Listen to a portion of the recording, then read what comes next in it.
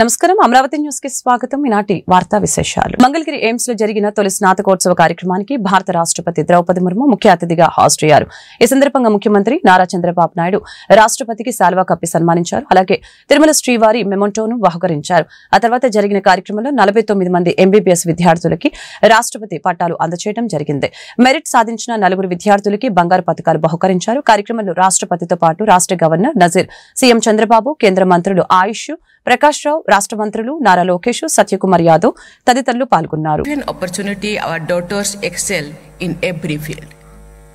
I commend members of the faculty for their role in teaching and mentoring the young doctors. I also praise all the guardians of the young lady doctors deserve special appreciation. प्यारे विद्यार्थियों, किसी भी उच्च शिक्षण संस्थान के आरंभिक batch इस संस्थान की पहचान बनते हैं। फर्स्ट बैच के आप सब एमबीबीएस ग्रेजुएट्स मेडिकल फ्रेटर्निटी में समाज में दिशा देश विदेश के एम्स नीलगिरी के फर्स्ट बैच एम्बेसडर हैं।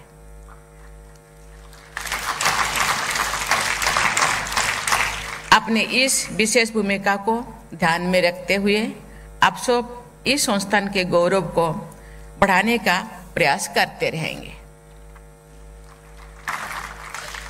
एम्स संस्थान को अखिल भारतीय आयुर्विज्ञान संस्थान कहा जाता है। स्वास्थ्य रक्षा की हमारी परंपरा के अनुसार आयुर्वेद अथवा आयुर्विज्ञान से अच्छे आहार विहार तथा दिनचर्या और ऋतुचर्या पर जोर दिया गया है। इस प्रकार की विकार मुक्त जीवन शैली के बल पर मनुष्य दीर्घायु भी होता है और स्वस्थ भी रहता है। पश्चिमी देशों के विशेषज्ञ जिनसे डॉक्टर भी शामिल हैं अनेक अध्ययन प्रकाशित कर रहे हैं जिनके विषय को साइंस ऑफ लॉन्जेविटी कहा जाता है। ये साइंस ऑफ लॉन्जेविटी आयुर्विज्ञान का आधुनिक रूप है। हमारे परंपरा में आयु और आरोग्य अर्थात दीर्घायु होने और रोगमुक्त एवं स्वस्थ रहने की प्रार्थना की जाती है। आयु और आरोग्य एक दूसरे के जुड़े हैं और एक दूसरे के पूरक है। ये होलिस्टिक हेल्थ यानी संपूर्ण स्वास्थ्य पर ध्यान देने के ये पद्धति है। आपके इस संस्थान का ध्येय वाक्य है होलिस्टिक हेल्थ केयर तथा हेल्थ केयर फॉर ऑल के आदर्श से प्रेरित है। सकल स्वास्थ्य सर्वदा ये मोटो आपके संस्थान का उच्च आदर्श है। ఎయిమ్స్ మంగళగిరికి 10 ఎకరాలు ఇస్తామని ఏపీ సీఎం చంద్రబాబు నాయుడు ప్రకటించారు రాష్ట్రపతి ముర్ము మంగళగిరి ఎయిమ్స్ పర్యటన నేపథ్యంలో సీఎం చంద్రబాబు మాట్లాడారు ప్రెసిడెంట్ ఆఫ్ ఇండియా ద్రౌపది ముర్మును ఒక ఆదర్శంగా విద్యార్థులు తీసుకోవాలని ఒక ఆదివాసీ కుటుంబం నుంచి వచ్చి ప్రెసిడెంట్ ఆఫ్ ఇండియా అవటం ఆవిడ సాధించిన విజయమని తెలిపారు కష్టపడితే ఈ ప్రపంచంలో సాధించలేనిది ఏమీ లేదు అని అనటానికి ద్రౌపది ముర్ము జీవితం ఒక ఉదాహరణ అని తెలిపారు దేశంలో ఏ ఎయిమ్స్ కి కూడా ఇలాంటి భూమి లేదు అమరావతి భారతదేశపు భవిష్యత్తు సిటీ అని తెలిపారు మంగళగిరి ఎయిమ్స్ భారతదేశంలోనే నెంబర్ 1 అవుతుందని చెప్పారు 960 బెడ్లు ఉన్న ఆసుపత్రి 1618 కోట్ల ఖర్చుతో సిద్ధమైన ఆసుపత్రి మంగళగిరి ఎయిమ్స్ అని వివరించారు anything here you are all working latest technologies also your director has given very well linking with IIT originally all medical colleges are studying only MBBS today you have to You wanted to become best leaders in medical profession. You have to study technology also, and also you have to go management also. All these things you have to integrate. Then only you will have bright future. Today it is another very good example. By paying 10 rupees, anybody can have a treatment in All India Institute of Medical Science. That is the best service available for all of you. And also your director just now told very clearly he needs 10 acres of land for further development. I cannot say no.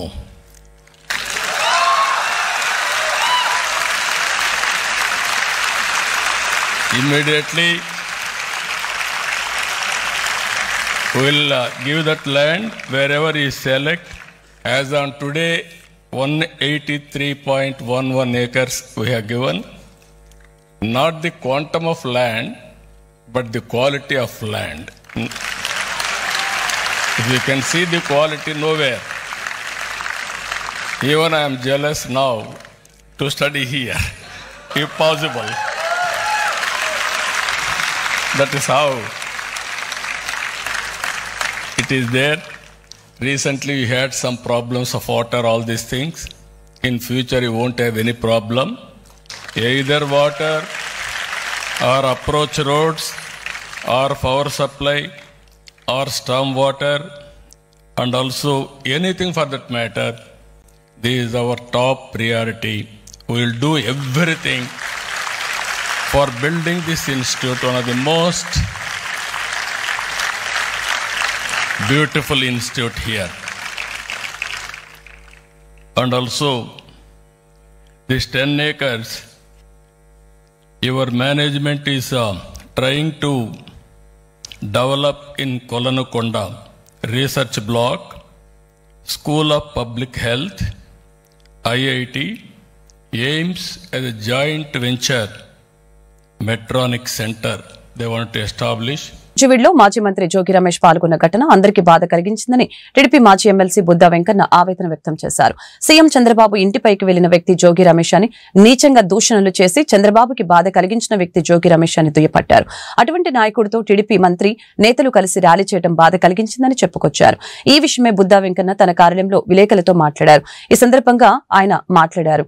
Jogi Ramesh తో వేదిక పంచుకున్న ఘటనతో చంద్రబాబు గుండెల మీద తన్నిన విధంగా ఉందని ఈ సందర్భంగా తెలియజేశారు.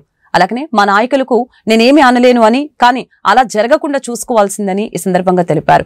జోగి రమేష్ ని మేము అడ్డుకొని ఉండకపోతే ఆ రోజు చంద్రబాబు ఇంటి గేటును తాకేవాడని అన్నారు. చంద్రబాబు గారికి పార్టీతో సంబంధం లేకుండా దేశవ్యాప్తంగా ఆయన అభిమానిస్తారు. వాళ్ళందరినీ కూడా గుండెల మీద తన్నినట్టు అయింది. ఏంటి పార్టీలో కొద్దిగా క్రమశిక్షణ లోపిస్తుంది. రాజకీయాలు అయితే ఇలా ఉంటాయని నేను అనుకోను కూడా. ఏదో మేము వెళ్ళింది తప్పు అనేయడం కూడా ఏదో కరెక్ట్ కాదు. మీరు ఊరేగింపులో జీప్ ఎక్కినప్పుడన్నా మీరు దిగిపోయి ఉండాల్సింది, లేదా తర్వాత వేదిక మీదన్నా మీరు దిగిపోయి ఉండాల్సింది. ఆ పిలిచిన వాళ్ళది పాప అలేదో కానీ మనం ఒక పొజిషన్లో ఉన్నాం. ఆ పొజిషన్ కూడా ఎవరిచ్చారు మనకి? దీన్ని ఎలాగా ఇచ్చేస్తారో మీరు కూడా ఒకసారి క్షమాపణతో సరిపోదు. మీరే ఆలోచించుకోండి. జోగి రమేష్ ఇంటి మీదకి దాడికి వచ్చాడు, మా మీద కేసు పెట్టి. పోరాడాలా వద్దా అని మేము పార్టీని కూడా అడుగుతున్నాం. అక్కర్లేదు ఎంకన్నా పోరాడొద్దమ్మా నువ్వు అంటే మేము పోరాడం ఎందుకు? మాకే పదవులు లేకపోయినా మేము పోరాడుతూనే ఉంటాం. కానీ ఇలాంటి సంఘటనలు జరిగినప్పుడు మాత్రం మనసు బాధగా ఉంటుంది. ఏంటి మన పోరాటానికి గుర్తిస్తున్నారా, గుర్తించట్లేదా? ఉండాలా లేదా, ముందు రాజకీయాల్లో ఉండాలా లేదా అనే థాట్ కూడా నిజంగా నిన్న నుంచి నాకు వస్తుంది. ఎవరైతే కలిసారో వాళ్ళందరూ మంచోళ్ళు కాదని మాత్రం అంటలా. వాళ్ళే వ్యక్తిగతంగా నేను విమర్శించట్లా. కానీ చంద్రబాబు గారి ఫ్యామిలీని అభిమానించే వాళ్ళ మనోభావాలు దెబ్బతిన్నాయి. దీన్ని మీరు ఎలా చేస్తారో ఒకసారి ఆ వేదిక మీద ఉన్నటువంటి ముగ్గురు వ్యక్తులు క్లారిఫికేషన్ చంద్రబాబు నాయుడు గారికి, లోకేష్ బాబు గారికి ఇచ్చుకొని మళ్ళీ ఆ ముగ్గురు ఒకేసారి వేదిక మీద ముందుకు వచ్చి దాని ముందు క్లారిఫికేషన్ ఇవ్వడమే కాకుండా ఇలాంటి జోగి రమేష్ ఒకవేళ తెలుగుదేశంలోకి వస్తానన్నా, లేదా జనసేనలోకి వస్తానన్నా, లేదా బీజేపీలోకి వస్తానన్నా రాకుండా చూడాల్సిన బాధ్యత కూటమి ప్రభుత్వందని తెలియజేస్తారు. టూరిజం అభివృద్ధికి కూటమి ప్రభుత్వం కృషి చేస్తుందని మంత్రి కందుల దుర్గేష్ వ్యాఖ్యానించారు. గత 5 ఏళ్లలో టూరిజం వెనుకపడిందని చెప్పారు. ఇప్పుడు వచ్చిన కొత్త టూరిజం పాలసీ రాష్ట్రాన్ని కొత్త పుంతలు తొక్కిస్తుందనే నమ్మకం ఉందని, టూరిజంపై ముఖ్యమంత్రి చంద్రబాబుకి ప్రత్యేక శ్రద్ధ ఉందని తెలిపారు. పర్యాటక శాఖ బాగుంటేనే పెట్టుబడులు రాష్ట్రానికి వస్తాయనే నమ్మకం తమకుందని మంత్రి కందుల దుర్గేష్ పేర్కొన్నారు. అందులో భాగంగా టూరిజం కోసం కొత్త పాలసీ తీసుకువచ్చామని ఈ సందర్భంగా తెలిపారు. పరిశ్రమలకు ఏ విధంగా అయితే రాయితీలు ఇస్తామో టూరిజంలో పెట్టుబడులు కూడా అందిస్తామని చెప్పారు. ఒకరోజు ఉండాలని వచ్చే పర్యాటకులు 2-3 రోజులు ఉండే విధంగా చేయటమే మా విజయమని మంత్రి కందుల దుర్గేష్ తెలియజేశారు. ఆలయాలకు వచ్చే భక్తులు వసతులు లేక కేవలం దర్శనాలకే పరిమితం అవుతున్నారని అన్నారు.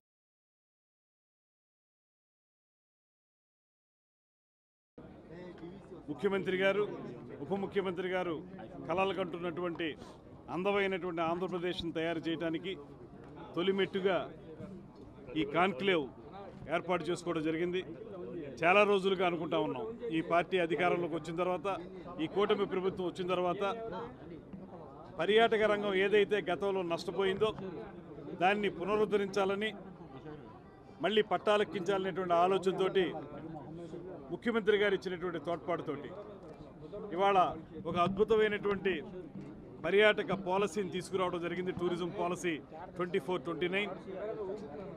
దాంతోపాటు చాలామంది చాలా కాలంగా కోరుతున్నటువంటి పర్యాటక రంగాన్ని కూడా ఇండస్ట్రీ హోదా ఇవ్వాలనేటువంటి మాట ఏదైతే ఉందో దాన్ని సాకారం చేసుకునే విధంగా ఇవాళ ప్రభుత్వం ముందుకొచ్చింది.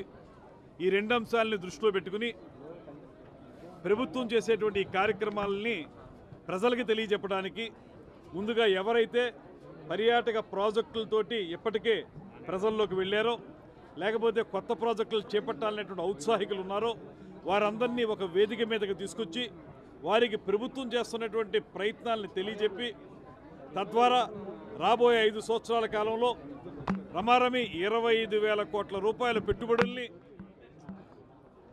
ఈ పర్యాటక రంగంలోకి తీసుకురావాలనేటువంటి ఒక ప్రయత్నం జరుగుతూ ఉంది. దానికి ఒక చిన్న పిలుపుతోటి, ఒక చిన్న మెసేజ్ తోటి చాలా పెద్ద ఎత్తున అన్ని విభాగాల వారు, పర్యాటక రంగానికి చెందినటువంటి అన్ని యాక్టివిటీస్కి చెందినటువంటి విభాగాల వారు వచ్చి ఇందులో పార్టిసిపేట్ చేయడం జరిగింది. వారందరికీ కూడా మేము పర్యాటక పాలసీ గురించి వివరించడం జరిగింది. అదేవిధంగా ప్రభుత్వం ఏ రకంగా సహకరిస్తుందనేటువంటి మాట కూడా తెలియజెప్పడం జరిగింది. దాంతోపాటు ఈ టూరిజం సర్క్యూట్స్ అనేటువంటి విషయం కానివ్వండి, హబ్స్ అనేటువంటి విషయం కానివ్వండి, థిమాటిక్ అప్రోచ్ అనేటువంటి విషయం కానివ్వండి, వీటన్నిటినీ కూడా వారందరికీ తెలియజెప్పడం జరిగింది. ఇవాళ చాలామంది నిరంతరం మా దగ్గరికి వచ్చి ఈ ప్రాజెక్టులు టేకప్ చేస్తామనేటువంటి మాట చెప్తూ ఉన్నారు. గతంలో మేము ఎంత ప్రయత్నించినా కూడా ఆ ప్రభుత్వ హయాంలో మేము చేయలేకపోయాం, ఇప్పుడు మాకు సరైన వాతావరణం లభించిందని నమ్ముతున్నాం అనేటువంటి మాట వారు చెప్తూ ఉన్నారు. అదే హామీని మేము కూడా ముఖ్యమంత్రి గారు, ఉప ముఖ్యమంత్రి గారి తరఫున తెలియజేస్తూ ఉన్నాం. 100% మీ అందరికీ ఉపయోగపడేటువంటి కంజీనియల్ ఎన్వైరన్మెంట్ ఏర్పాటు చేసి మీరందరూ స్వేచ్ఛగా ఈ ప్రాజెక్టులు టేకప్ చేయడానికి వీలైనటువంటి వాతావరణాన్ని కల్పించడానికి, దానికి అవసరమైనటువంటి ఇన్సెంటివ్స్ ఇచ్చేటువంటి విషయంలో సుప్రీంకోర్టు తీర్పు తర్వాత రాష్ట్ర ప్రభుత్వం వర్గీకరణను వేగవంతం చేయాలని, రాజీవ్ మిశ్రా కమిషన్ త్వరగా నివేదిక ఇవ్వాలని ఎంఆర్పీఎస్ వ్యవస్థాపక అధ్యక్షులు ఉసురుపాటి బ్రహ్మయ్య మాదిగ డిమాండ్ చేశారు. అంబేద్కర్ భవన్ లో ఏర్పాటు చేసిన మీడియా సమావేశంలో ఉసురుపాటి బ్రహ్మయ్య మాట్లాడారు. రాష్ట్ర ప్రభుత్వ వర్గీకరణ అమలు చేస్తారని చెప్పిందని గుర్తు చేశారు. 1994లో ఎంఆర్పీఎస్ ఉద్యమం ఏర్పడిందని, రామచంద్రరాజు కమిషన్ ద్వారా అప్పుడు ఏపీలో వర్గీకరణ అమల్లోకి వచ్చిందని తెలియజేశారు. ఉషా మెహ్రా కమిషన్, రామచంద్రరాజు కమిషన్ ఆధారంగా వర్గీకరణ చేయాలని డిమాండ్ చేశారు. రాష్ట్రం జిల్లాలను యూనిట్ గా వర్గీకరణ చేస్తాము అంటుందని చెప్పారు. మరొకసారి ఈ అంశాన్ని పునరాలోచన చేయాలని తెలియజేశారు. గతంలో వర్గీకరణ చేసినట్లే జనాభా ప్రాతిపదికన వర్గీకరణ చేయాలని ప్రభుత్వానికి విజ్ఞప్తి చేస్తున్నట్లు తెలిపారు. రాష్ట్ర ప్రభుత్వం వర్గీకరణ అనంతరమే డిఎస్సి తదితర ఉద్యోగ నియామకాలు ఉంటాయంటూ రాజీవ్ రంజన్ మిశ్రా ఏకసభ్య కమిషన్ని నియమించి వర్గీకరణ అంశాన్ని వేగవంతం చేస్తూ ముందుకెళ్తున్న తరుణంలో ప్రస్తుతం ఉత్తరాంధ్ర జిల్లాల్లో కూడా కమిషన్ పర్యటన కొనసాగుతూ ఉంది. ఈ సందర్భంగా రాష్ట్ర ప్రభుత్వానికి, అదేవిధంగా రాజీవ్ రంజన్ మిశ్రా కమిషన్కి కూడా మాదిగ రిజర్వేషన్ పోరాట సమితి తరపున సామాజిక ఉద్యమ నమస్కారాలు తెలియజేసుకుంటూ ఉన్నాం. అయితే ఈ క్రమంలో రాష్ట్ర ప్రభుత్వం ఎన్నికల హామీల్లో భాగంగాను చేసిన ప్రకటన జిల్లాల యూనిట్గా ఎస్సీ వర్గీకరణని అమలు చేస్తామని చెప్పని రాష్ట్ర ప్రభుత్వం చెప్పడం జరిగింది. అదేవిధంగా ఈరోజు కమిషన్ కూడా వివిధ జిల్లాల్లో పర్యటించడం జరుగుతూ ఉంది. ఈ క్రమంలో ఆంధ్రప్రదేశ్లో ఉండబడిన మాదిగలు కొన్ని అనుమానాలకు, కొన్ని అపోహలకు గురవుతూ సంఘర్షణ స్థితికి నెట్టివేయబడుతున్న విషయాన్ని మేము గుర్తు చేస్తూ ఉన్నాం. కారణం ఏంటంటే ఎస్సీ వర్గీకరణ ఉద్యమం 94 జూలై 7న ఆంధ్రప్రదేశ్లో ప్రకాశం జిల్లా నాగులపులపాడు మండలం ఈదుముడి గ్రామంలో ఏర్పడింది.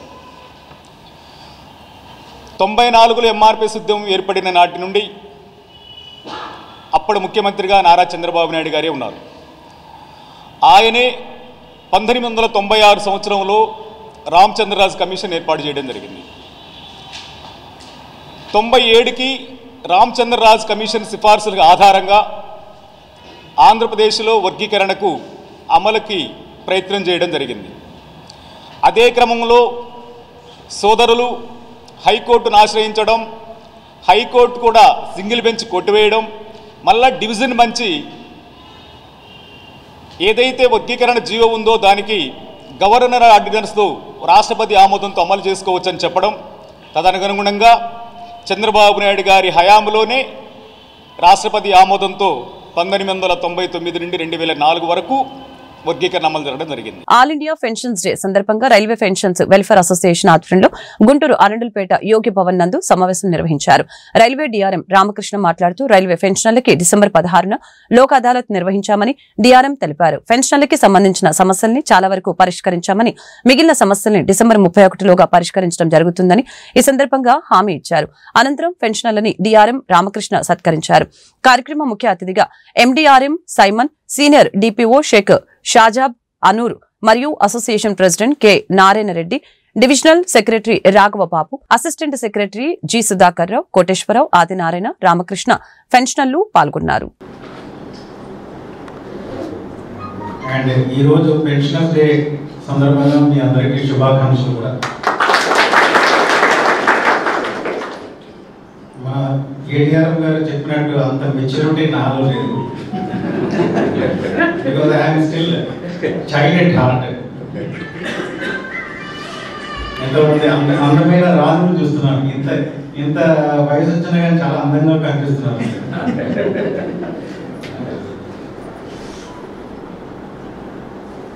నిన్న చెప్పినట్టు నేను ఒకటే కోరుకునేది ఏంటంటే మీ అందరి దీవెనలు మాకుంటే అదే 10,000.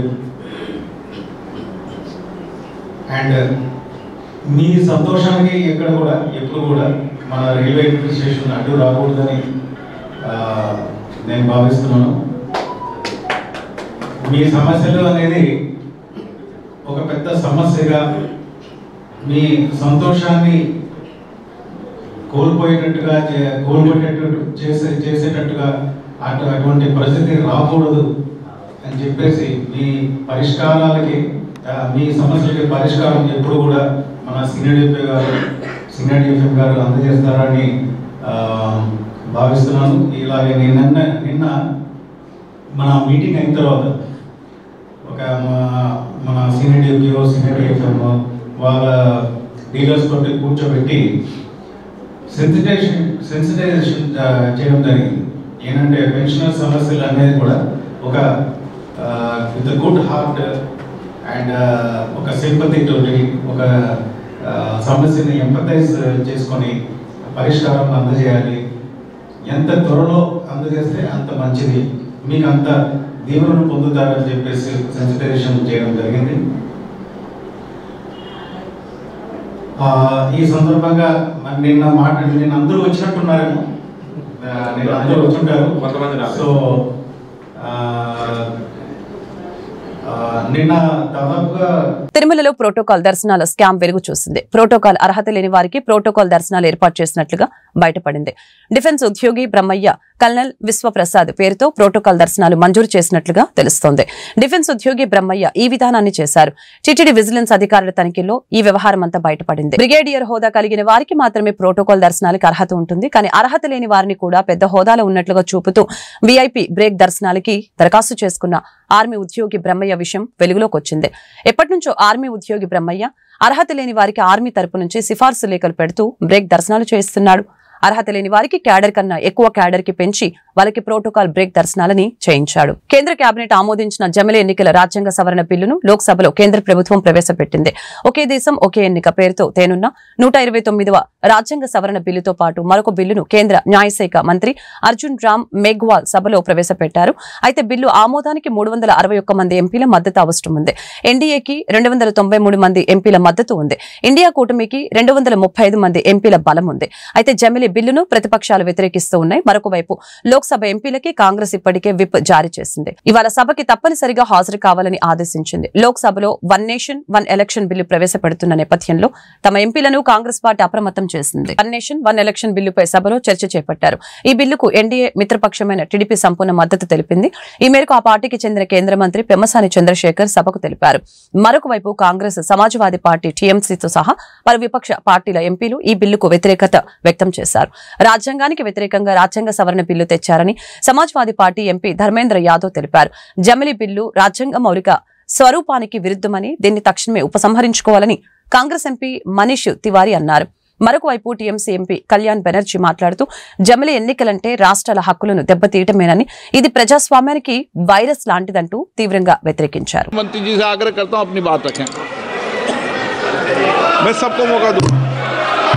धन्यवाद अध्यक्ष जी। अभी जो माननीय सदस्यों ने इस बिल के इंट्रोडक्शन पे अपनी आपत्ति उठाई है, जो विशेष रूप से लेजिस्लेटिव कॉम्पिटेंस से संबंधित है, मैं मेरी बात ज़्यादातर लेजिस्लेटिव कॉम्पिटेंसी के विषय पे ही रखना चाहता हूँ।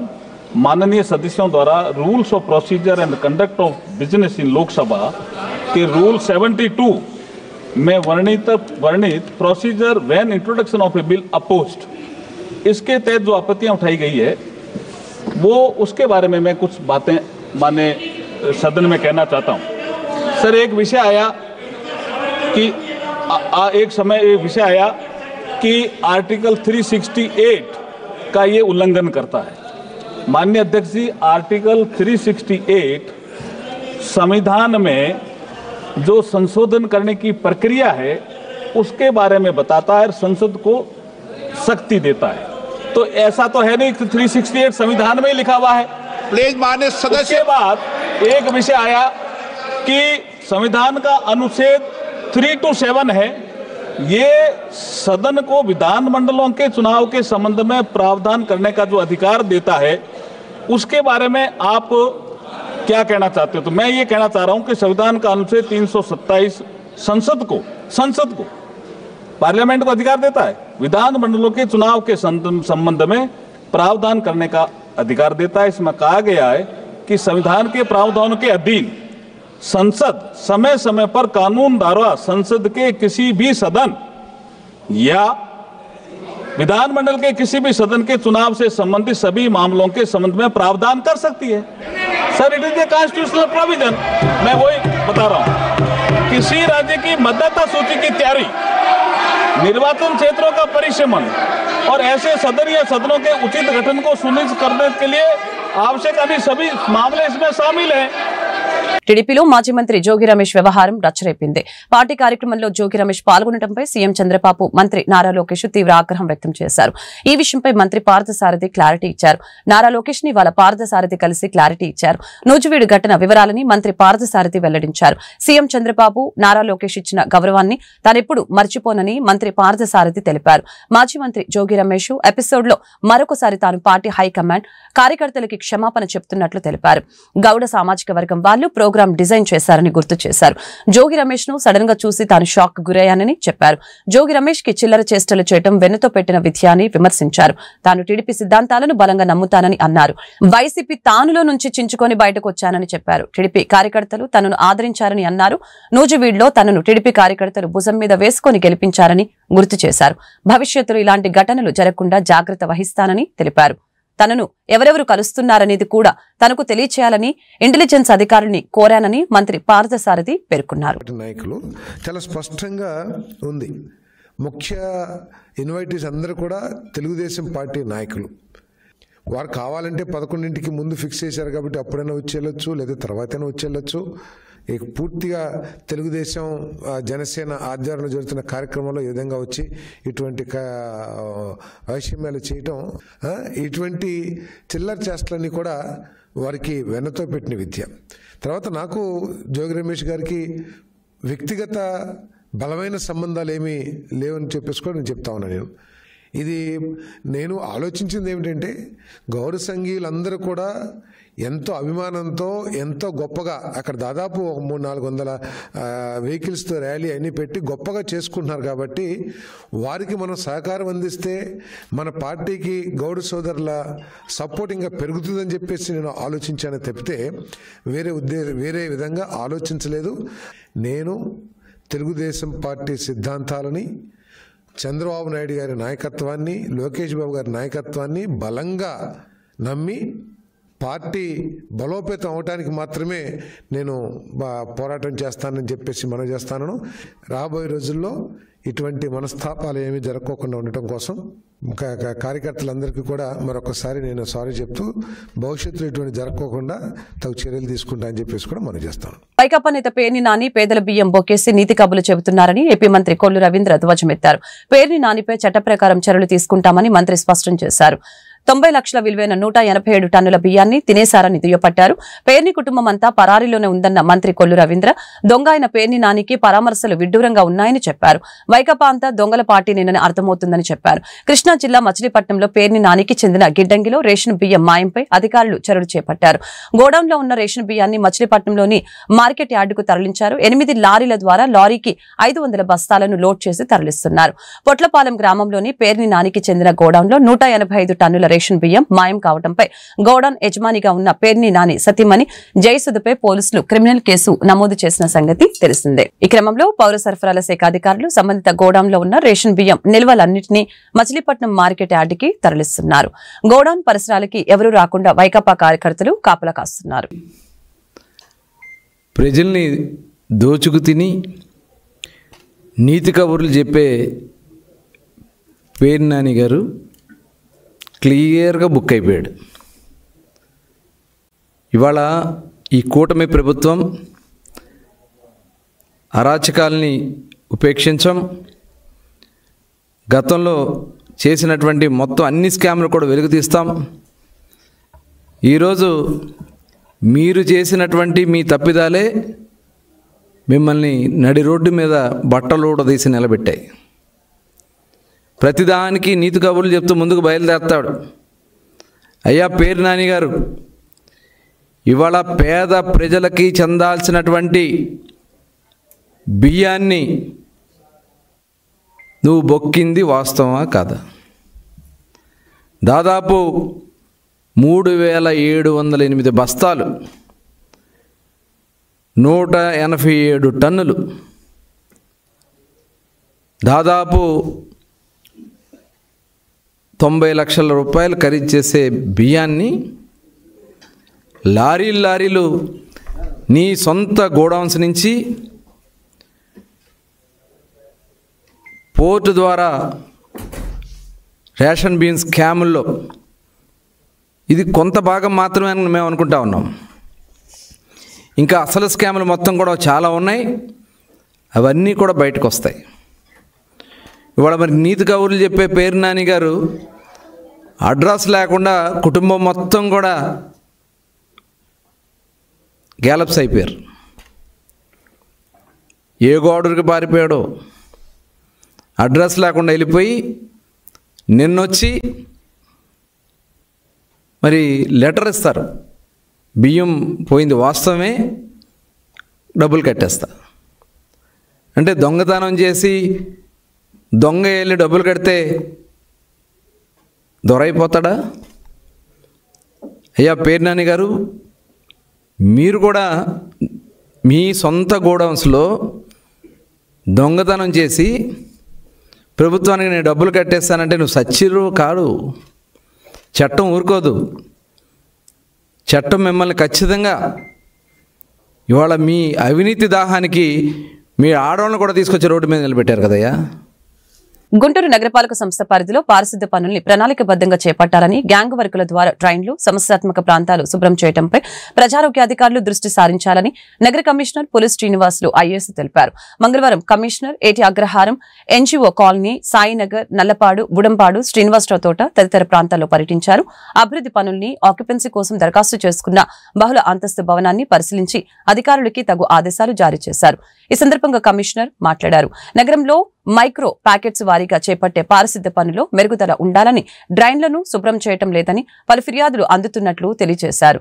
శానిటేషన్ కార్యదర్శులు క్షేత్రస్థాయిలో ఇంటింటి చెత్త సేకరణ, మెయిన్ రోడ్ల స్వీపింగ్, కమర్షియల్ సంస్థలు డ్రైన్లలో వ్యర్థాలు వేయకుండా పర్యవేక్షణ చేయాలని ఈ సందర్భంగా ఆదేశించారు.